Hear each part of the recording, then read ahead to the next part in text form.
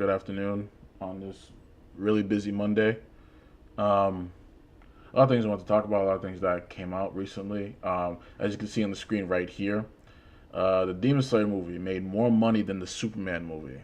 Like, yeah, this is actually a thing. Um, I was not expecting this movie to make this much money. And it just goes to show you that Hollywood really is creatively bankrupt. Like, these guys cannot come up with new ideas, man. Like, and I understand some people like this movie. I'm just gonna be honest. This is the most mediocre Superman film or superhero film I've ever seen. Um, so that is just telling. Like, and people are saying that this movie was successful, and yet Demon Slayer destroyed this movie. Like, and from what I understand, the Superman movie's not in theaters anymore. It's on streaming now, and the Demon Slayer movie is still in theaters, so people are still going to go see it. So, and these are worldwide numbers, by the way. These are worldwide. I'm curious to see what's the breakdown domestically between these two films. I'm guessing, obviously, more people seen it in Japan, but I'm really curious to see how much people saw it here in the States compared to the Superman movie when it comes to the domestic numbers. But yeah, this movie made more money than Superman. So yeah, I'm trying to tell people that Hollywood is really not in a good place. And people are always going to say it's superhero fatigue. It's not superhero fatigue. It's just bad movie fatigue. People are tired of these bad movies. Like, they're like literally every movie is written the same nowadays, and people are getting tired of this shit. So, just I will discuss this a little bit more, but I do want to jump into the stuff that's happening with EA right now. Let's take a look at this video. Because from what I understand, EA apparently is going private now, and this is interesting.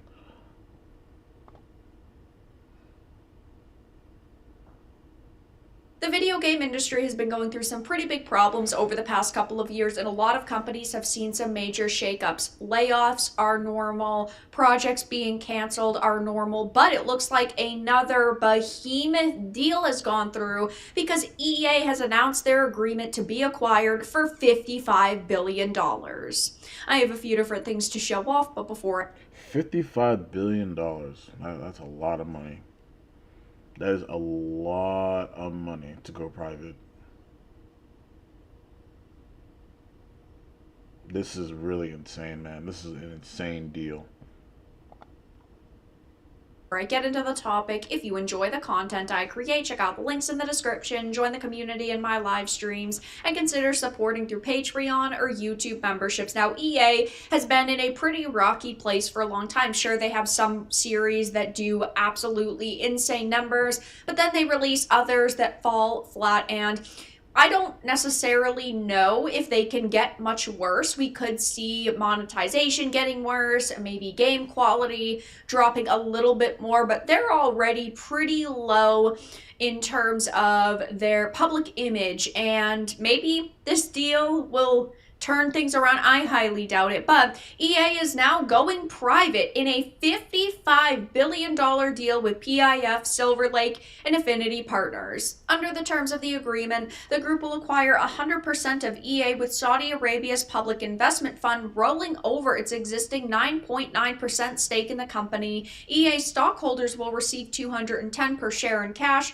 and the per share purchase price represents a 25% premium to EA's unaffected share price of 168.32 at market close on September 25th, and a premium to EA's unaffected all-time high of 179.01 at market close on August 14th, 2025. And following the close of the transaction, EA's common stock will no longer be listed on any public market. Now, when companies are taken private, it typically, from what we have seen in the video game industry, turns out to be disastrous. Now, maybe this will be. I mean, it pretty is disastrous. I mean, look what Dragon Age of Airguard did for EA. Like, that game arguably put EA in the states in right now with them in Bioware. So yeah, I'm actually not surprised that that this deal is happening.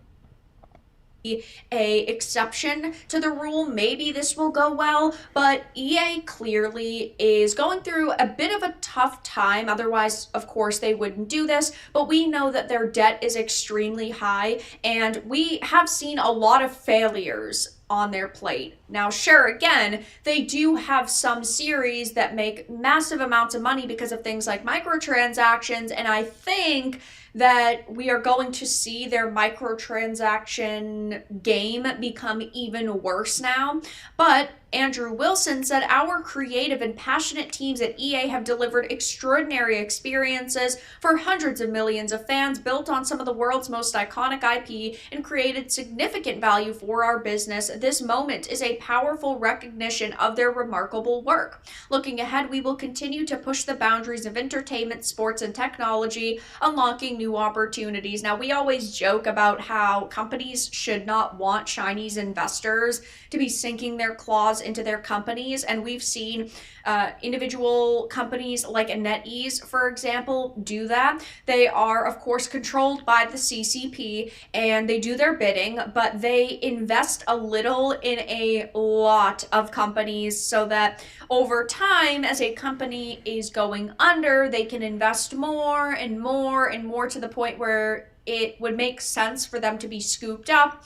And I think that we're going to be seeing something similar happening with the Saudis.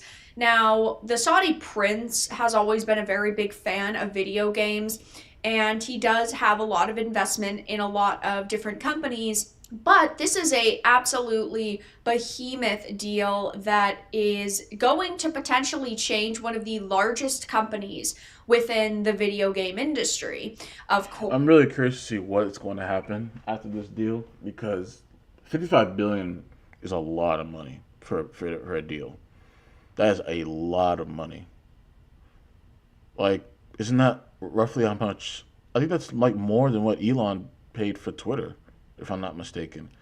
Because didn't Elon buy Twitter for like 40 million, 44 million? Like, this is a huge deal. This is huge.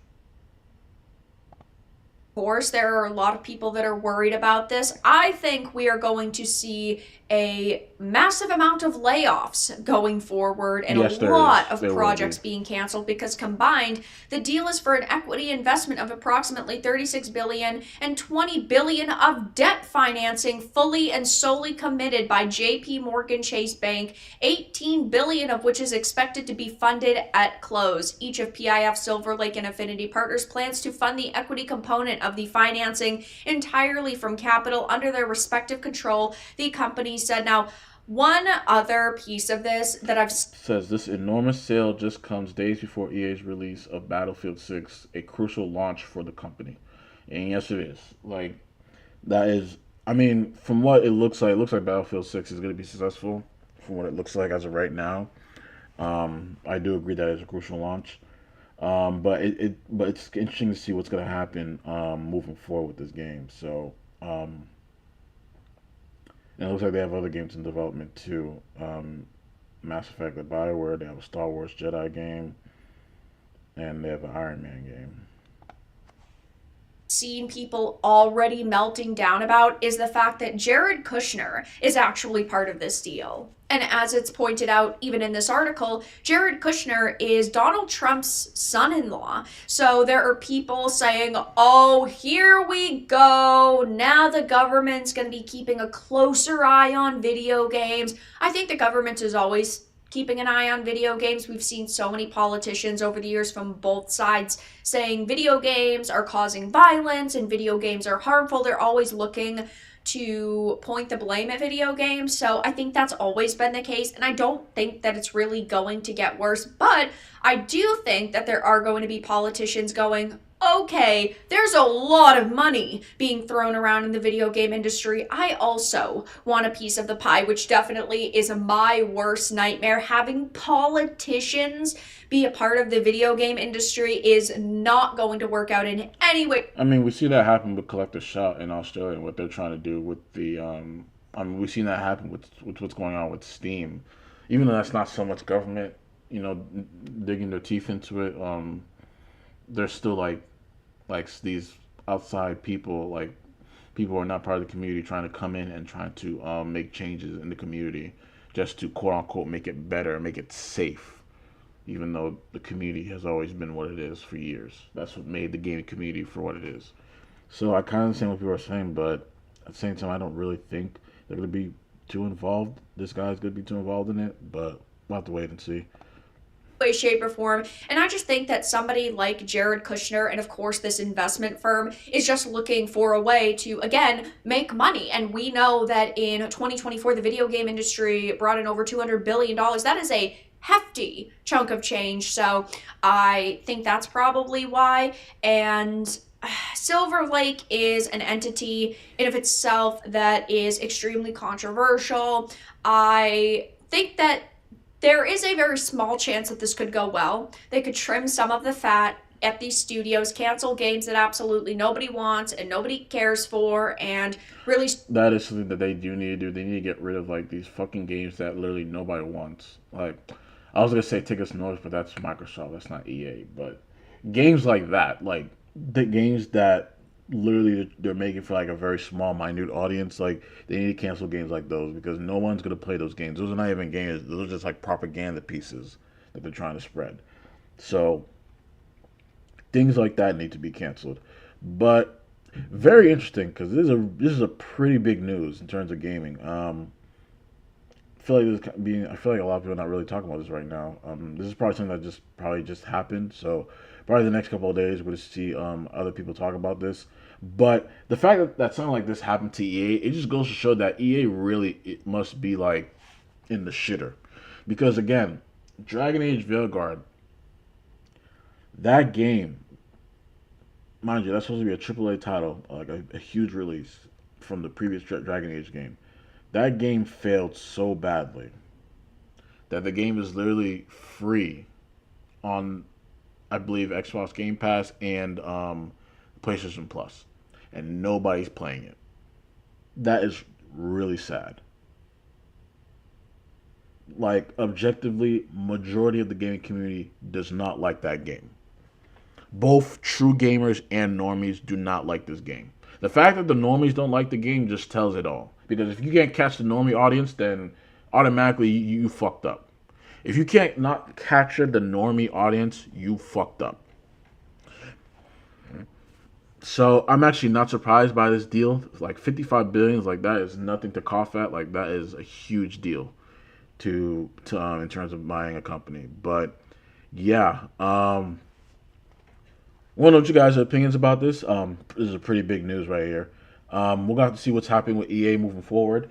They are going to release Battlefield in a couple of weeks. I think Battlefield comes out next month, probably like in a couple of weeks. So that's going to be a pretty big release, and that's a very crucial release, as the article said, because that game needs to win. It looks like a lot of people are interested in Battlefield 6 already because a lot of people are getting tired of Call of Duty. I've seen the trailer for the next Black Ops 7, which makes no sense to me because I thought they'd do Black Ops then Modern Warfare. From what I heard from my friend, I guess my friend told me that they still need time to make the next Modern Warfare game. So a lot of people are not really interested in this Black Ops 7 game. The dislike ratio to the likes ratio is like it's pretty bad. So again, I just don't know what Call of Duty is doing. I feel like the only reason why Call of Duty is surviving this long is mainly because of Warzone. That's just my personal opinion. But I just found out that Battlefield 6 is going to have like their own type of Battle Royale version. It's going to have other game modes in the game. So I actually want Battlefield to succeed. I actually been seeing some early gameplay, people playing it. It looks pretty good. So I actually want that game to succeed. I hope it has a really successful launch. But yeah, we'll see what happens to EA more moving forward because this is actually pretty crazy. But yeah, let's get back to the Demon Slayer stuff because this is actually pretty huge. Like just thinking about it, like I want you guys to keep in mind, like it beat Superman. Superman is one of the most major IPs in this country. Like Superman, Batman, Spider-Man, like these are IPs that most like every average person would know. Both people who are into comics or people who are not into comics, they know this IP. And the fact that it got beaten by Demon Slayer, and mind you, Superman's done showing in the theaters. Demon Slayer is still going to be in theaters for the next couple of weeks, so they're still going to make more money. But this is just huge. So this is a good thing and a bad thing at the same time. And I'm gonna let Chibi play. I'm gonna play this video from Chibi so he can explain it more.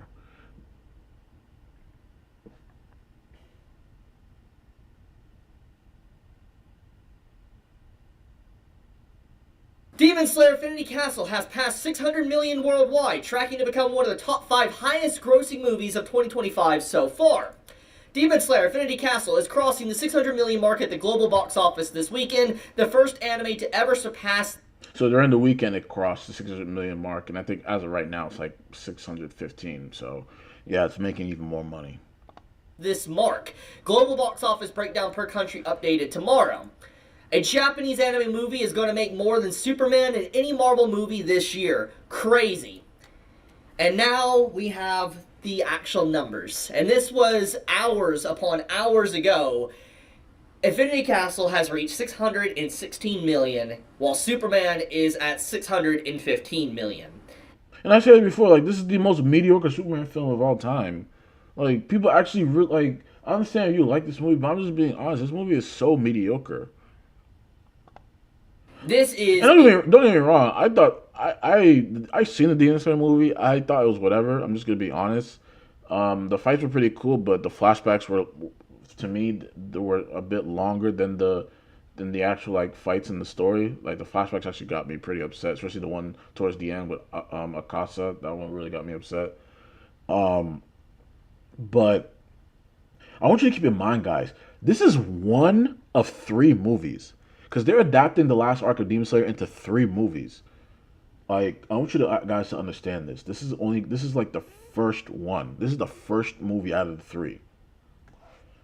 And I don't know what the release schedule is. They're probably gonna release these every 2 years, most likely, because it takes a while for them to make this. Because I believe the budget for this was around like 20 million for this movie to make. So and keep that in mind, guys. The budget for this movie was 20 million if you translate it to US dollars. This was about, if you include marketing for this was roughly about maybe 350 mil to market this one. So this movie, Superman didn't barely. I don't even think it made all its money back. But this one made its money back and made huge profits. Like Shueisha, Shonen Jump, they're through the moon right now with how much money they're making with this franchise. And it just goes to show you that they're going to start doing this more and more with other of their IPs. A monumental moment. Not just for Demon Slayer, but anime. This is a complete rejection of Hollywood's movies. This is a complete rejection on how the West handles just media in general. Because like I said before, Hollywood is creatively bankrupt. Like their movies are just trash. I'm sorry. Like you really like seriously nowadays you really gotta like sit there and debate. If you see a movie, do I really want to go see this movie? Like people nowadays really have to sit down and wait for like reviews and stuff just so they can decide if they want to see this movie or not. Because there's a few people or few movies that people don't have to decide that with. Like for example, Christopher Nolan. Like Christopher Nolan has made a reputation for himself where like majority of his movies are pretty good. So it's gonna be worth your buck. So Christopher Nolan, there's always gonna be people in there day one, but there's not that many people like that. You know, Christopher Nolan, Tarantino, you know, those type of directors, those people, they don't have to worry about people coming to see their movies. So I'll say the same thing with the Sonic movies when they're released, because a lot of people weren't worried about Sonic because the fact that they went back and changed the original design to Sonic, everyone has been on board with Sonic, and that's why Sonic has been successful. So again, Hollywood, they do this thing. They make movies. When fans talk about it and criticize it, they literally trash talk the fans, saying these fans don't know what they're talking about. They call fans bigots. Like they call them everything in the book. And then when the movie fails, they blame the fans. Like you rejected your fans for so long, and now you're surprised a fucking anime movie is beating all of your shit.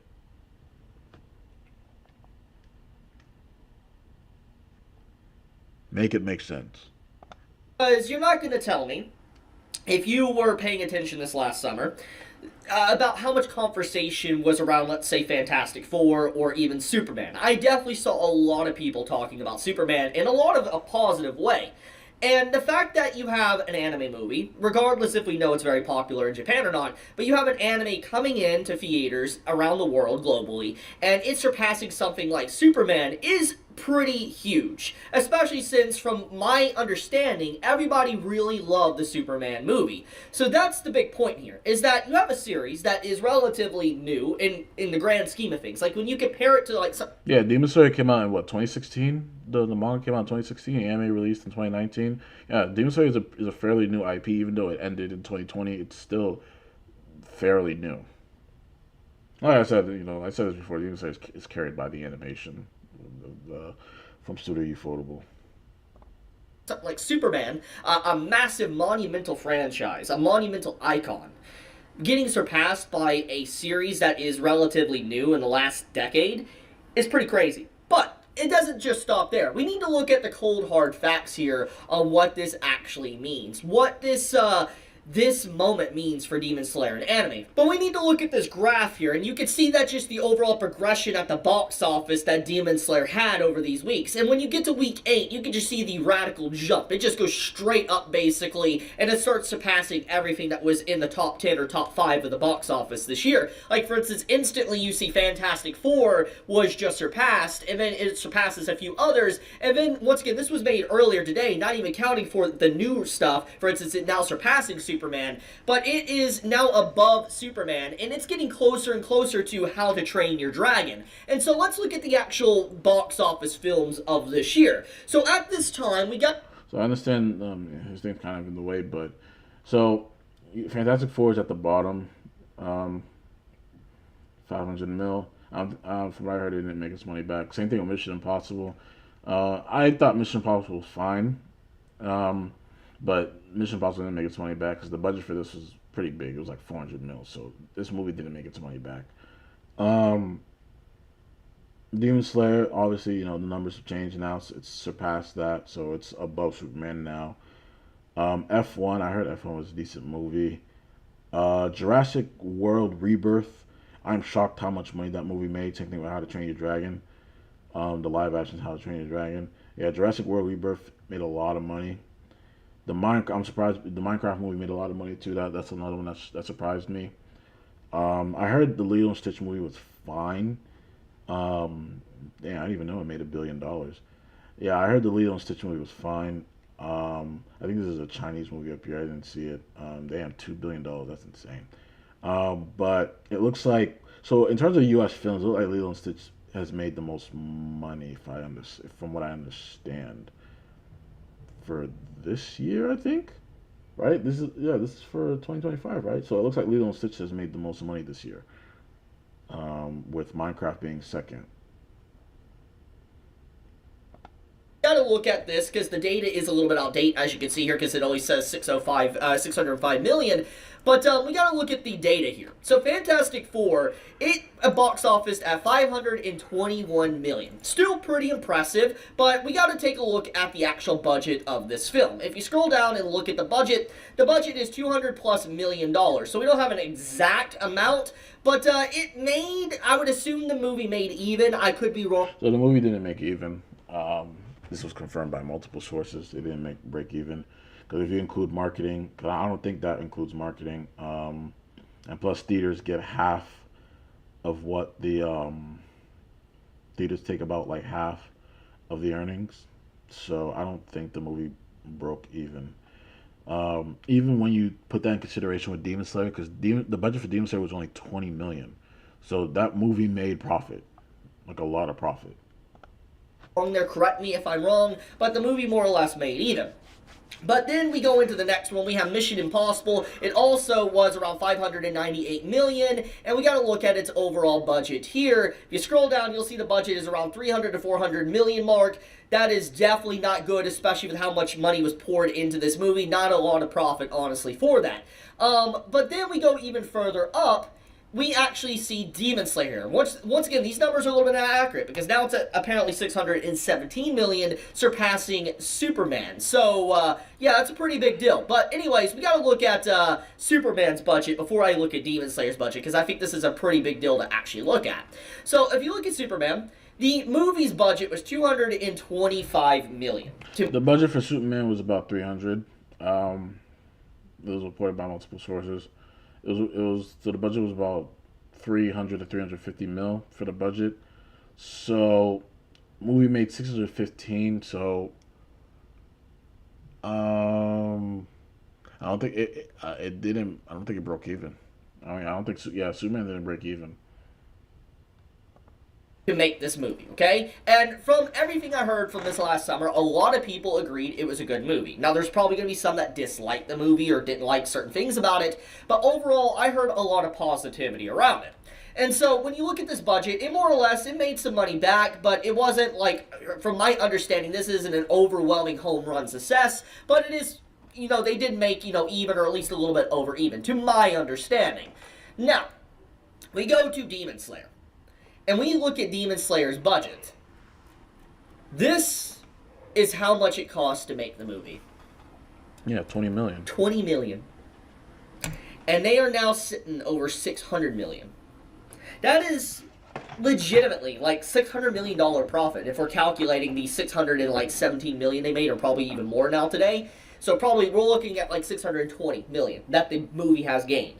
So you keep in mind, movie theaters take a profit of what they make. I think movie theaters take about like 49% to 51% of the profits. So in actuality, let's see, how much money did Demon Slayer in actuality make? Because the budget, yes, 20 million. I don't know if that includes the marketing. Let me see, 20 million.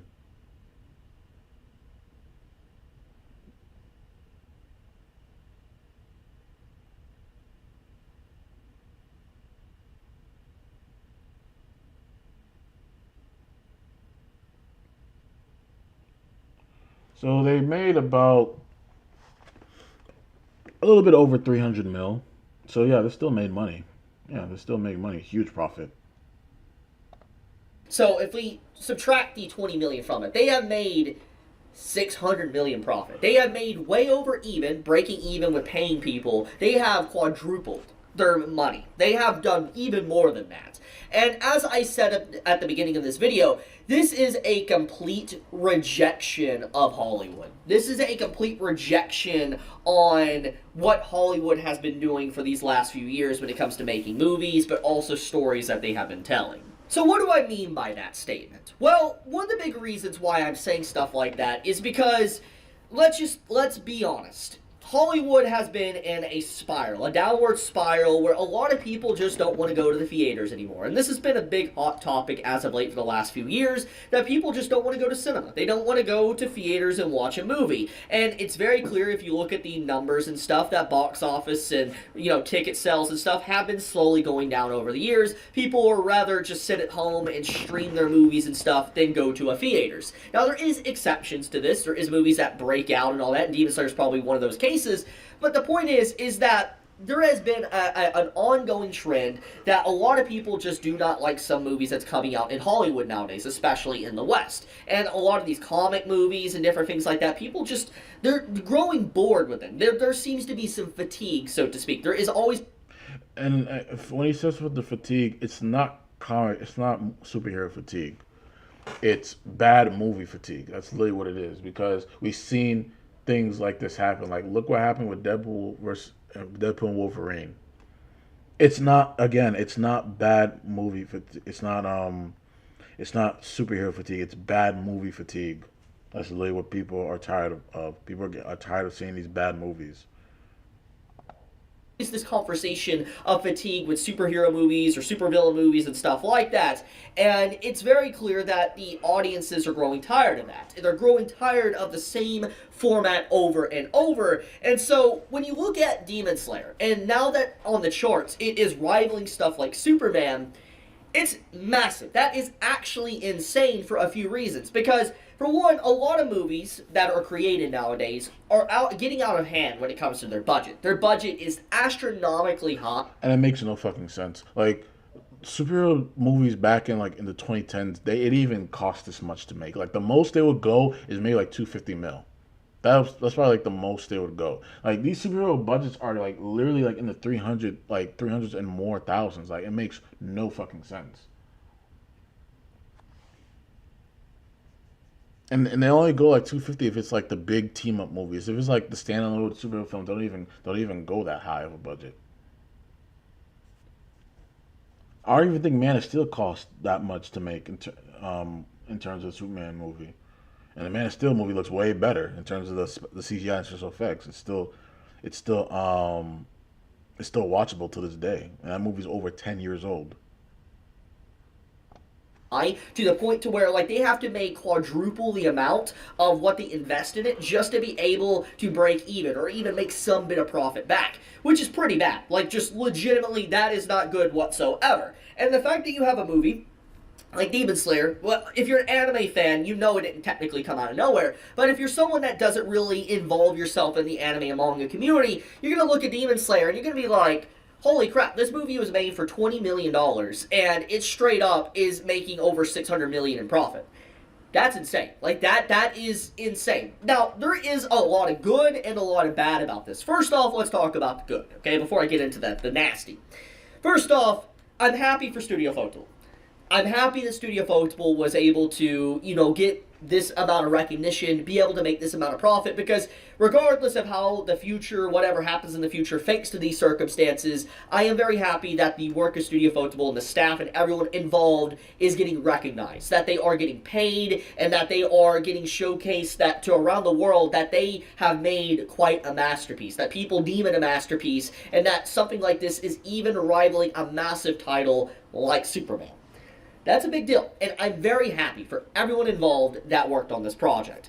Now, another thing I do want to say is I do think that it's interesting that the same studio that was getting into trouble for tax evasion, by the way, yeah, if you don't know that, I'll put an article on screen, you can look at it for yourself. But yeah, Studio Photable, the animators of Demon Slayer, they got into some tax issues a few years back, and the fact they weren't paying their taxes. Like this was a while ago. I forgot how many years ago this was, but I want to say this is like when they started working on Demon Slayer, but yeah, they got caught for like tax evasion, not paying taxes in Japan. This is a while ago.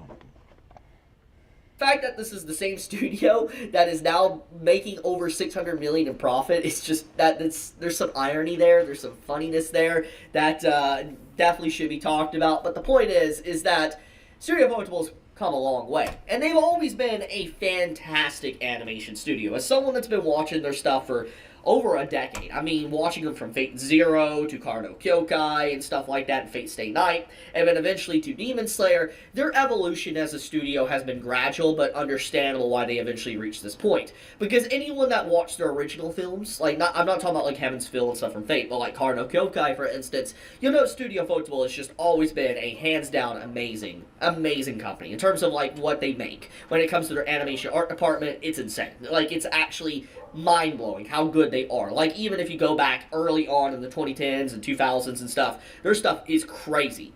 And I've always thought if there was a movie that eventually was animated well enough and it was a big enough series, they would explode in the box office. I always had that feeling, and that's exactly what has happened. Demon Slayer really is an example of that it is one of those series that just had everything at the right time work for it, and that is why it's so successful. Now, we need to talk about the bad. Now, I hate being a doomer and being, like, upset about this, but there is obviously inherent issues with this movie doing so well.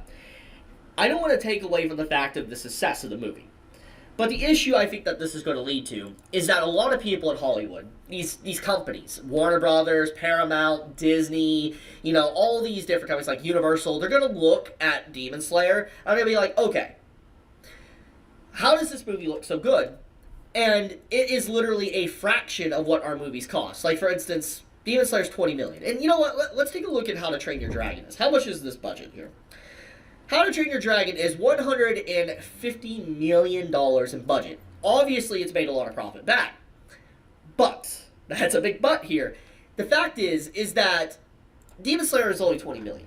And it looks that incredible. I think a lot of people in Hollywood are going to take a look at this, and they're going to be like, how can we replicate the budget and this amount of profits? I think what's going to happen now is that a lot of these Hollywood studios and producers, they're going to try to basically try to like invest in these Japanese companies and try to turn some IPs and some projects into anime movies. Like similar to what they did with that Lord of the Rings movie, that anime Lord of the Rings movie that nobody watched. They're probably going to try to do the same shit. And I said this before. I said this before with the when I did the live talking about the Lazarus anime. A lot of these people in Hollywood do not understand how Japanese anime work. I don't think they understand it. They think just because it has the look, they think it's anime. It doesn't work like that. Like there's so much that goes into it in terms of like how it comes off as an anime. Like the Lazarus series is a perfect example of what an anime is not supposed to do in terms of like it not being an anime at all.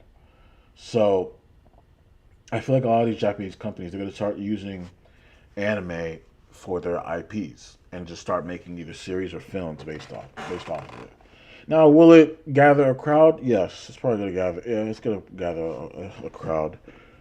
But will it come off as authentic? Will it come off, or will it have the themes that make people love anime in general? Probably not. Because again, look at the Lazarus anime that was made by Hollywood.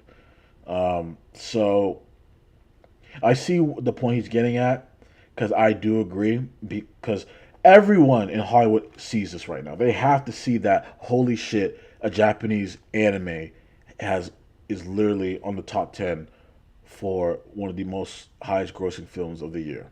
So obviously everyone's seeing it. I mean, like, look at this. Demon Slayer made more money than Mission Impossible. They made more money than Superman and Fantastic Four. Everyone is looking at this right now.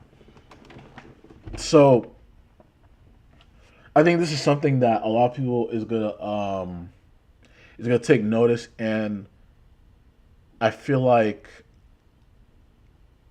there's gonna be a huge shift in terms of entertainment, because we're already seeing the shift already with all this woke DI bullshit for the past 5 years. There's gonna be another shift in entertainment, and it's not gonna be a shift going back to how things used to be like in the 2010s. No, I'm not. It's not gonna be like that. Like I said before, a lot of people said that modern entertainment is gone. It's not gonna be the same again. Some people say that it might return. I'm honestly like in the middle, because at the same time, some of these studios are refuse to revert back to how things used to be. Some of these people refuse to revert back. Some people do try to lean towards giving the fans what they want. Like I said, I'm really happy with what Paramount did to Sonic. But again, I don't think we're gonna see a lot of people do things like that. So we'll have to wait and see. But overall, it's really exciting to see that the Japanese is not only whooping our ass in gaming, but they're whooping our ass in entertainment and movies. Really nice to see. But of course, there's always going to be some weirdos and tourists coming in to try to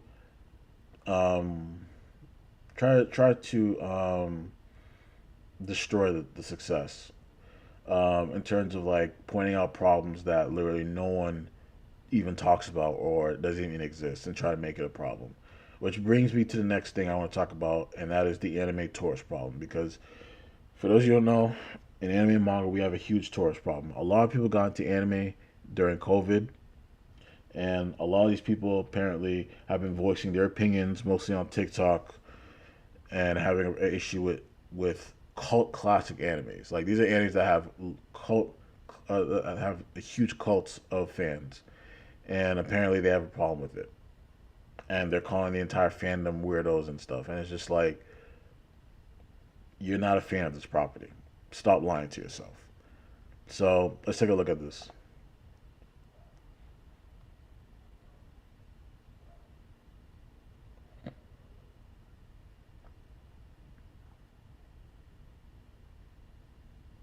It's become more and more common for the avocation of censorship of anime and manga, and even topics like, is fan service even necessary for anime in 2025? And then you have people saying all art is political, like anime and manga is political, and so I think it's now a better time than ever to really discuss the elephant in the room, and that is the anime tourist problem. I have talked briefly about this in separate videos, but I think that it's very important to really talk about this because I feel like more or less I'm obligated to, especially since I've been at the heart of a lot of controversy as of late when it comes to gatekeeping, anime tourists, and just people getting legitimately upset about fan service in general, and me trying to fight for artists or creators being able to express themselves within their art in any way they want, even if that content might be problematic to some people, which is from the words of Ellen historian himself, which, let me just play this real quick before I go any further. Perfect. For example, if I criticize something like Mushoku Tensei or Rudius, who, let's be honest, has some really problematic aspects, these anti-tourists will get mad at me, dismiss everything I say, then label me the tourist. And it's not like I don't know what I'm talking about. I read the entire novel. And as for anime in general...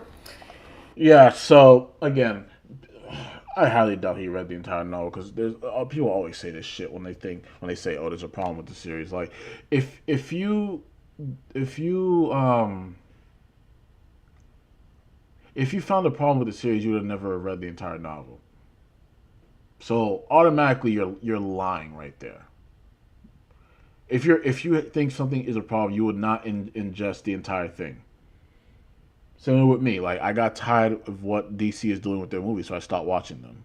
I stopped going to the theater, spending my money. Same thing with certain Marvel movies. Like, if you think there's a problem, then you're not gonna keep going and spending your money and watching this stuff. So automatically, this dude's full of cap. This dude's lying out of his ass.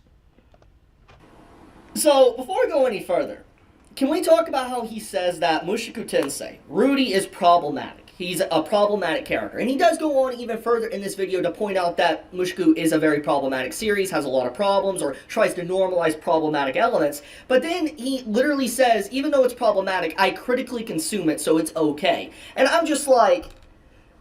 Dude. Oh my goodness. Like, I'm gonna leave it at that one. But let's get into the main topic, and that is anime tourist. So you might have heard about this topic already from Joey, actually. He made a video 13 days ago called The Anime Tourist Problem. And he had a 24-minute video, as you can see. It's a really good video, actually, and he breaks down the good, the bad, and kind of the inevitable of why anime is like it is, or why the anime and manga community... Next time I stream, I'm gonna play this video. Is like it is, and there is at this point honestly no stopping the train that has been set in motion. More on that in a moment. But the point is that Joey made this video many days ago, about almost 2 weeks ago. And it caused quite a stir, and it's starting to build a lot of traction now, especially on TikTok and Twitter, and basically a lot of people are upset with him, even talking about gatekeeping, anime tourists, and, a lot of people right now are trying to say Joey is a messed up individual because of this clip. And I'm going to play this clip because it's gaining a lot of traction, especially on TikTok, and I feel like it's important to really show this before I go any further.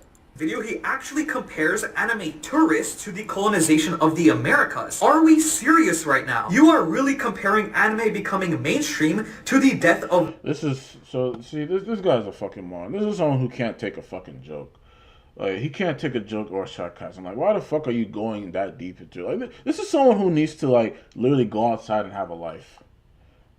Millions and countless atrocity. My guy. Chill. Exactly! Like, dude, we're talking about anime here, dude. It's a fucking joke. This dude's literally catching feelings over a fucking joke. Like, we're talking about anime here, dude. We're talking about anime. We're not talking about real life shit. We're talking about anime. And this dude's catching feelings over a fucking colonialism joke. Like, this dude's a fucking moron. Like, this, we're fucking tourists. This is the face of the anime tourist right here. This is a tourist right here. tourists to the colonization of the Americas. Are we serious right now? You are really comparing anime becoming mainstream to the death of millions and countless atrocity. My guy, chill.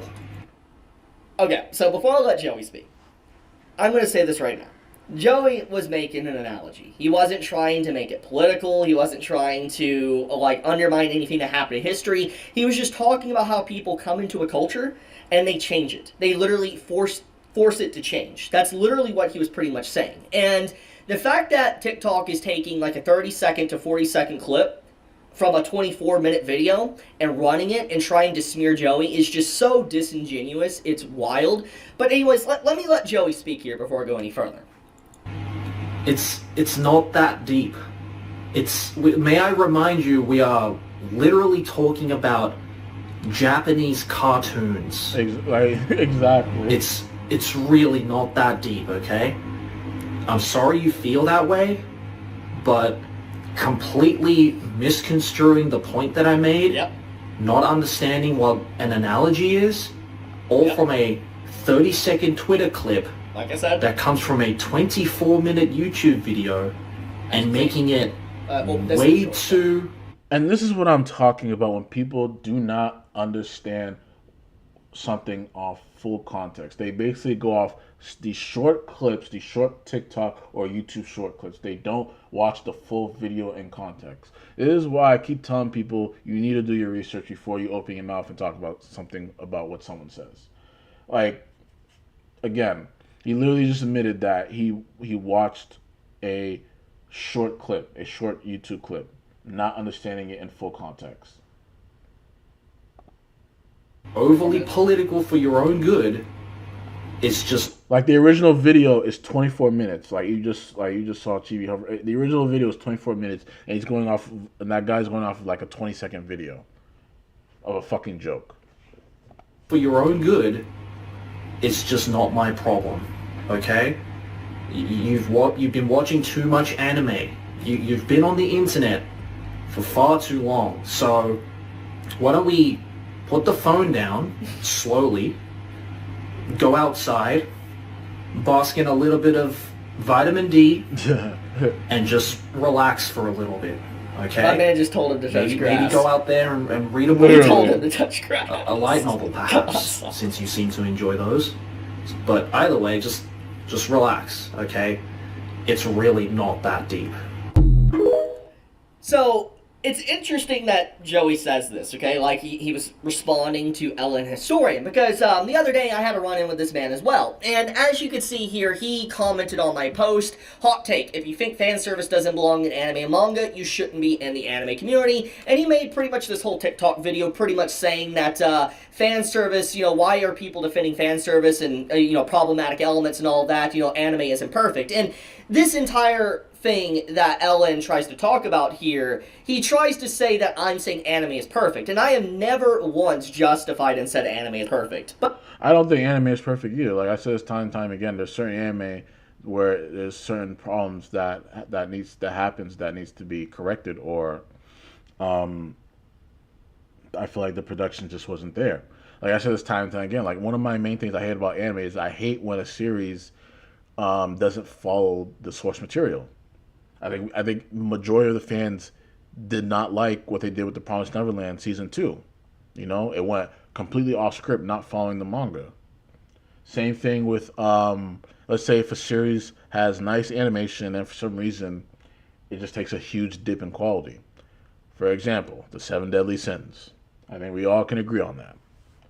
But again, I never said anime is perfect. There are some things that I don't like. There's some things that I do like. But at the end of the day, when it comes to things like fan service, like that's part of Japanese culture.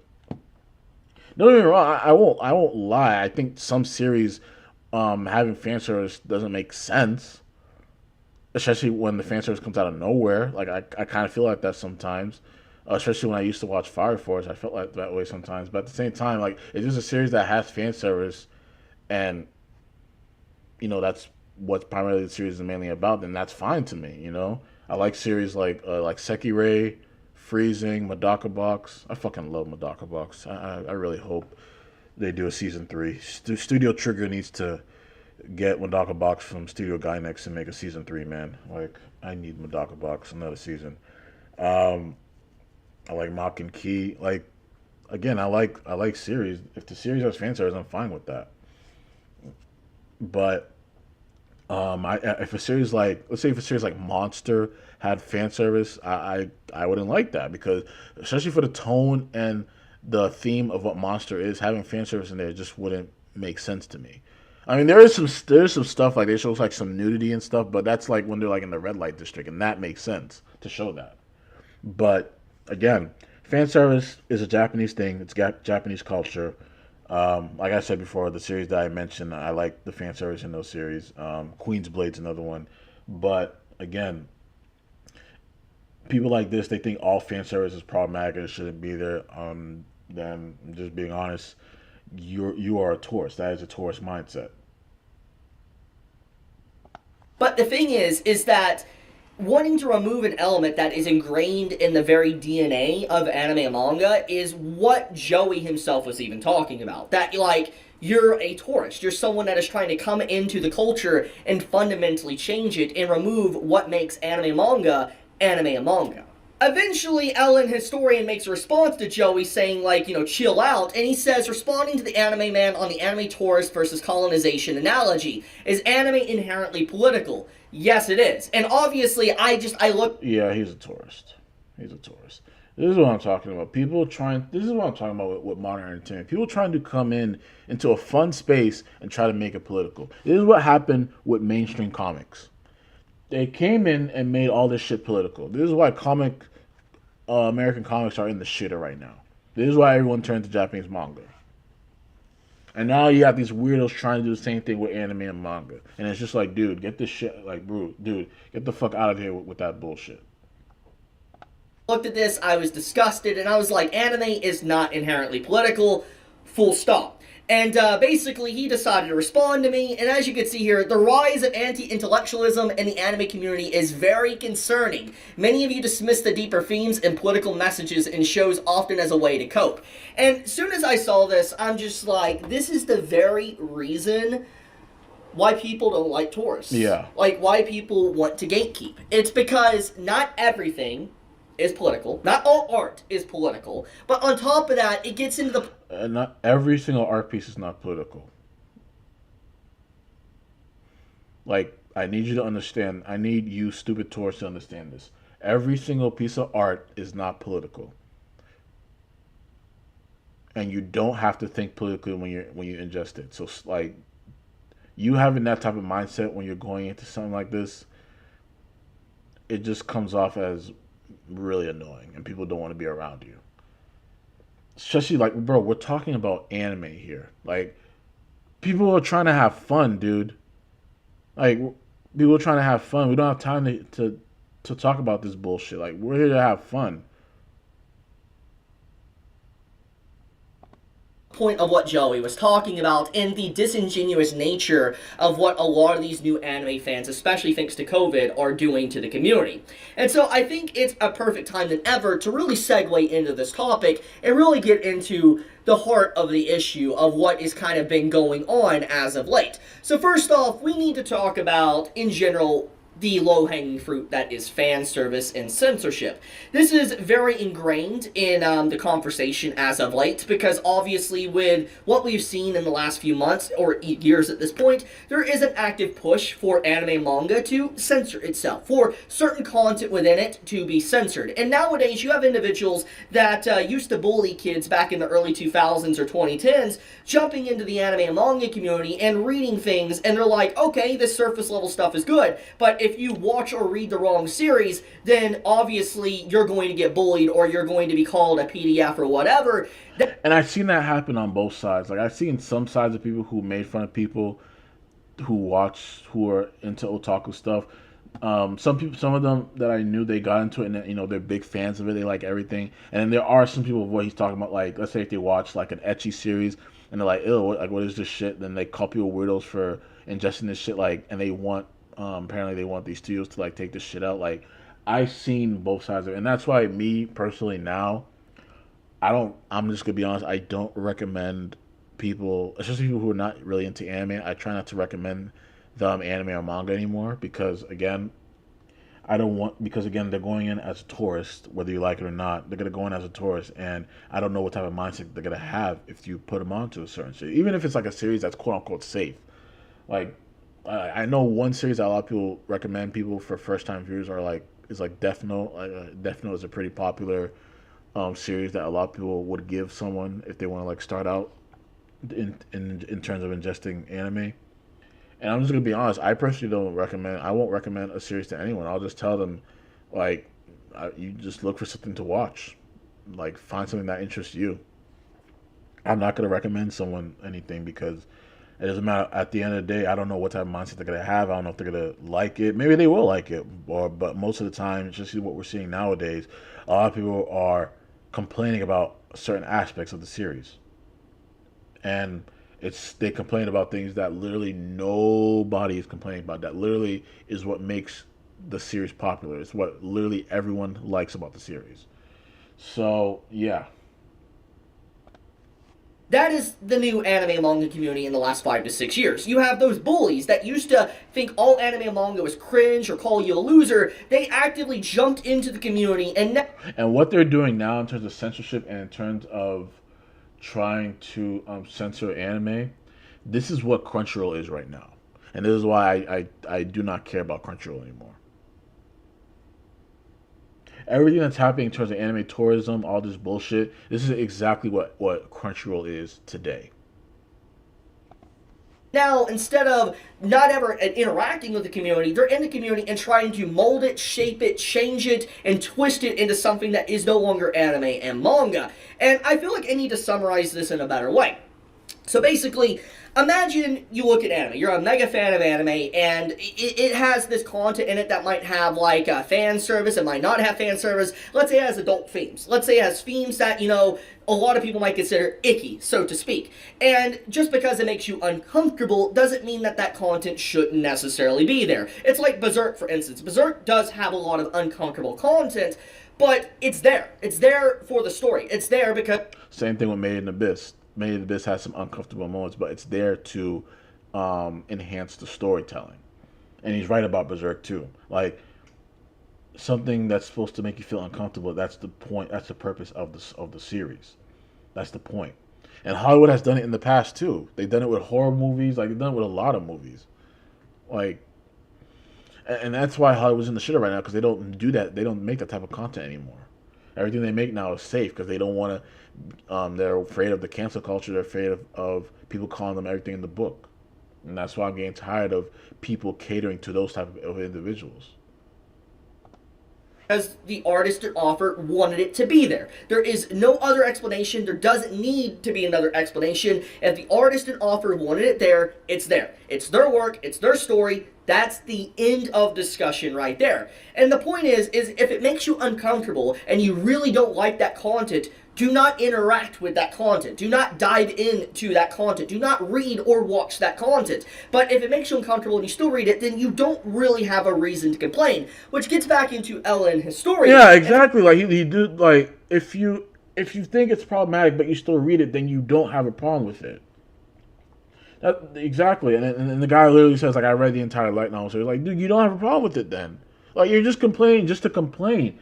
Like, this is what I've been talking about. Like, people out there who literally complain just to complain. And that guy is a perfect example. If you don't like what Mushoku Tensei represents in terms of the show, in terms of the aspects of the problematic aspects you so claim, then why would you finish the entire light novel series? You don't have a problem. You're just complaining just to complain. Now, he was deeming, like, Mushoku Tensei, for instance, very problematic, and basically things need to be just, ruined or removed, so to speak, because it's problematic or trying to normalize certain things. And I'm just like, no, if you don't like the content, don't interact with it. Just stop. Full stop. Just don't read it. Don't watch it. Just stop. Because obviously it's not meant for you. The content's not meant for you, or the story or manga, anime, whatever is not meant for you. Just full stop. And it's like, normalize. If you want to know anything that needs to be normalized, normalize not interacting with media that you don't like or upsets you. That's what people need to normalize, besides just gatekeeping as well, which is very important. But that is something that needs to be normalized. But I'm going on a tangent. The big point here is that there is a lot of people now, an active push for a lot of character designs and stuff in like modern day shonen and anime, mainstream shows, to have censored designs. And I think a very important one is this design right here and how her suit was changed. And it's a very subtle change, and not a lot of people even realize this change, but it is a change fundamentally. And the fact that you have people literally saying they fixed her design is so disrespectful, because it is censorship. It is. Like, if you look at the original design, I'll probably have a picture on the screen for you to see.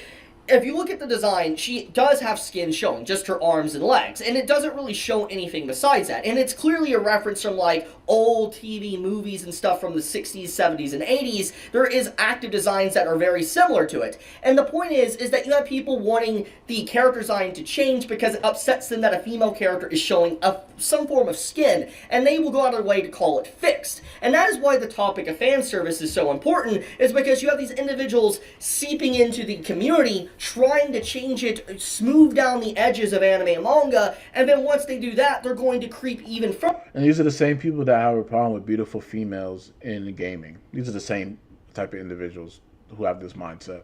Further and get other aspects they deem problematic removed. And that is an inherent issue. That is the reason why Joey used the analogy of basically colonists, people trying to come into the community and trying to change it fundamentally from the ground up, because we have seen this. We have seen now that there's even activists within the anime and manga community, within major companies, even in Japan we have seen this, with the whole Bochi drama as well. So I think fundamentally, I feel like anime tourists are a big problem. They are. They are not fans, and I think that if you want to know what is labeled a tourist, it doesn't matter how long you're an anime fan. You can be an anime fan for 20 to 25 years, okay?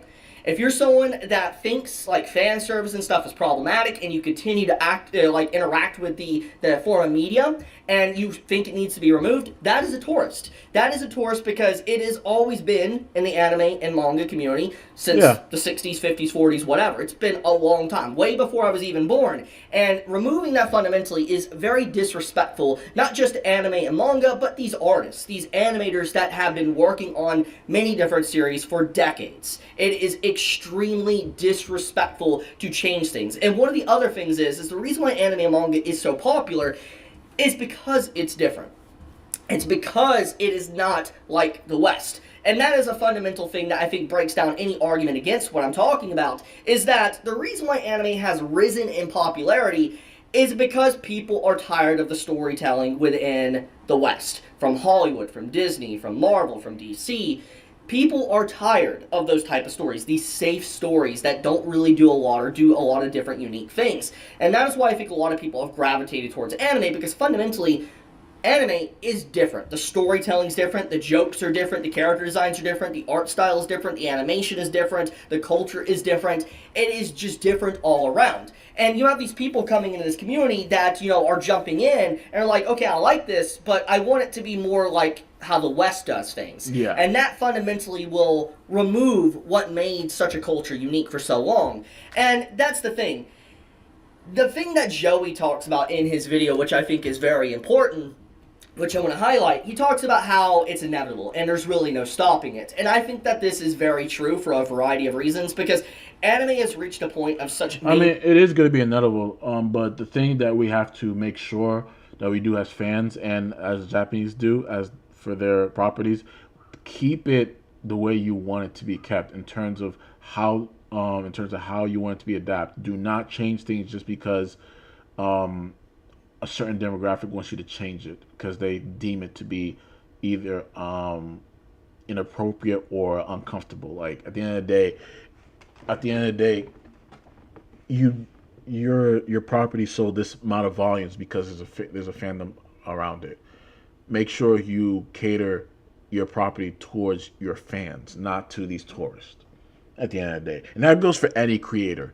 Know your audience. It's very important to know your audience. Know who fucks with you, and always cater to them. Do not cater to tourists. If new people come in, then your property will decide if they are fans of it or not. Do not change the way you do things just because the new people come in and say, "Hey, I don't like this. Please change that." Because you doing that, you're disrespecting the people that made you what you are. You're disrespecting the true audience. and that's what Hollywood has been doing. They said, "Fuck the diehard fans. Let's cater to a brand new audience, an audience that doesn't even exist." So, yeah, anime tourist thing is gonna be it's not gonna go away. We just gotta keep fighting, keep anime Japanese. Same thing with manga. Um, but yeah, I think I'll leave it at that. Great video from G Reviews. I am gonna watch this video from Joey the next time I stream. But I think I'm gonna call it there. It's not. I wasn't gonna stream for too long. The next stream I do is probably gonna be a drawing stream, and then I'll stream again on Friday. So Thursday I'll do a drawing stream, and then Friday I'll stream. I'll do another stream. But thank you guys for watching. I really appreciate it. Don't forget to leave a like, subscribe to the channel, follow me on Discord, and I'll see you guys in the next one. This is Wade Blur, and I'm signing out.